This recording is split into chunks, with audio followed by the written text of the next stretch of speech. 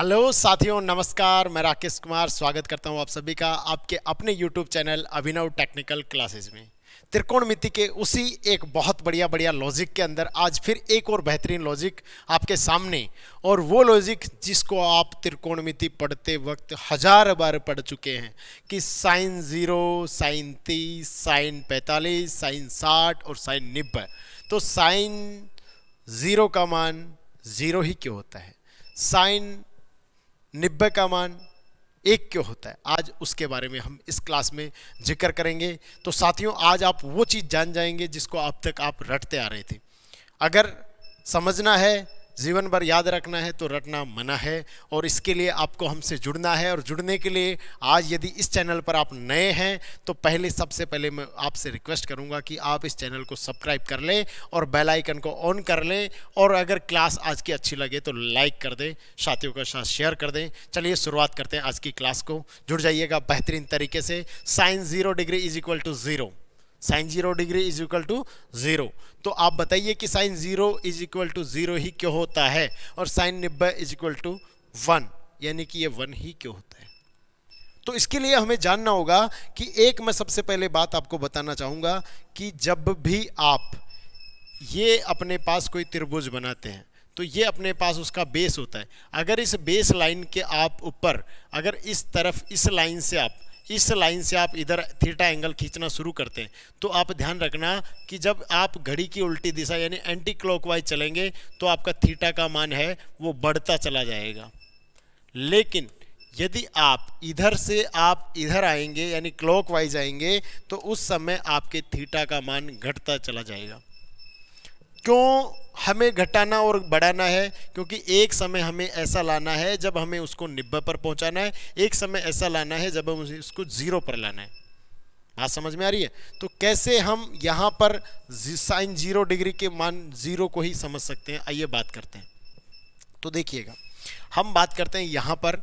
मैं आपको समझाना चाहूँ कि पहले मेरे पास एक ऐसा एक राइट एंगल ट्राइंगल है। इस राइट एंगल ट्राइंगल के अंदर जो ये ए है उसके सामने वाली भुजा को नाम दे देते हैं स्मॉल ए, इसके सामने वाली भुजा को हम नाम दे देते हैं स्मॉल बी, और इसके सामने वाले को स्मॉल सी। इसी तरीके से सभी को आप समझ पा रहे हैं कि सभी का ए बी सी नाम आप दे सकते हैं। उसके बाद आप ध्यान दीजिएगा कि हमें ये जो एंगल है वो एंगल अपना कितना है, थीटा है, और थीटा का मान हमें अभी तक पता नहीं है, लेकिन हमें थीटा का मान लाना है 0। तो हम क्या करेंगे कि हमें थीटा का मान 0 कब हो, तो आपको पता है कि इस लाइन से और इस लाइन के द्वारा अगर कोई एंगल बन रहा है तो ये 0 डिग्री कब लाया जा सकता है, जब ये इस पे ओवरलैप हो जाए। अर्थात हम कह सकते हैं कि इधर वाला जो लाइन है उसको इस पे ओवरलैप करना है, तो हमारे पास जो ये वाली लाइन है इसको 0 करना पड़ेगा। कह सकते हैं कि हम बात कर रहे हैं sine is equal to sine theta is equal to होता है लंब बटे कर्ण, परपेंडिकुलर अपॉन हाइपोटेनियस। तो आपके पास लंब बटे कर्ण, और अभी इसमें आपका लंब बटे कर्ण क्या है, तो लंब बटे कर्ण आपका है b बटे c।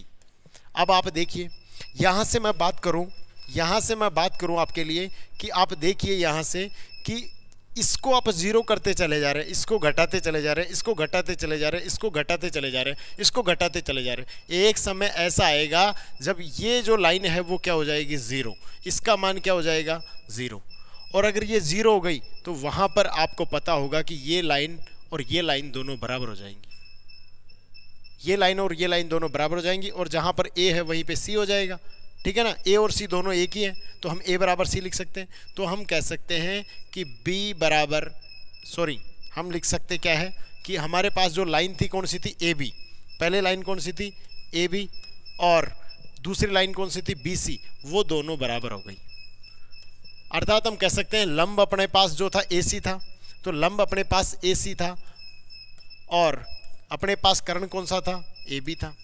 आपको पता होगा कि हमने क्या किया, अपना जो लंब था ये परपेंडिकुलर, क्योंकि आपको मैंने बताया पिछले क्लास में कि थीटा के सामने वाला लंब होता है और थीटा के सामने वाला लंब होता है, उसको हमने क्या कर दिया, 0। तो उस जो अपने पास ए सी है उसका मान 0 अगर हम रख दें, और अपने पास ए बी बराबर कितना है अपने पास, तो हमें पता है कि इसका कर्ण है सी। तो अगर 0 में आप सी का भी भाग दें तो अपने पास कितना आता है, 0। अर्थात हम यहाँ पे प्रूव कर चुके हैं कि किस प्रकार से sine 0 degree is equal to 0 होता है। उम्मीद है कि ये सेशन और आज की क्लास आपको पसंद आई होगी। साइन जीरो का मान जीरो ही, साइन 0 डिग्री का मान जीरो ही क्यों होता है, अगली क्लास में मिलते हैं। साइन 90 डिग्री का मान 1 ही क्यों होता है। आज के लिए इतना ही, धन्यवाद।